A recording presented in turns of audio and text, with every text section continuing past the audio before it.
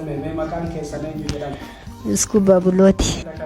Dhukkubaa ture mee waan isin dhukkubaa ture nutti himaa. Dhukkuba jinnii, dhukkuba tiruu, kalee, warraa. Dhukkuba kana shanan dhukkubsataa turtan hagam isinirra ture? Amma gara bawwuu kana 86 na qabe 83 dhaayyuu na qabuunsa. Maataanumti kun 83 amma immoo asmiin na qabu immoo bara 93 dha.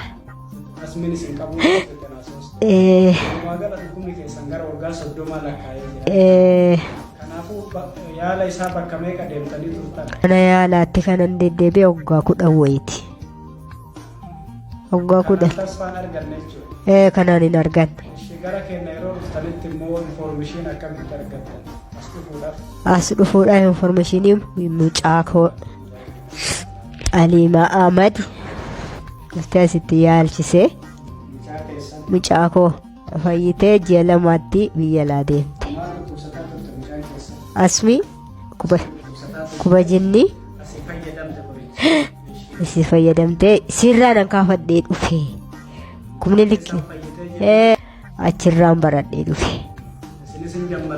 Nama jammaree wuxeetii isaa argadheen dhufe.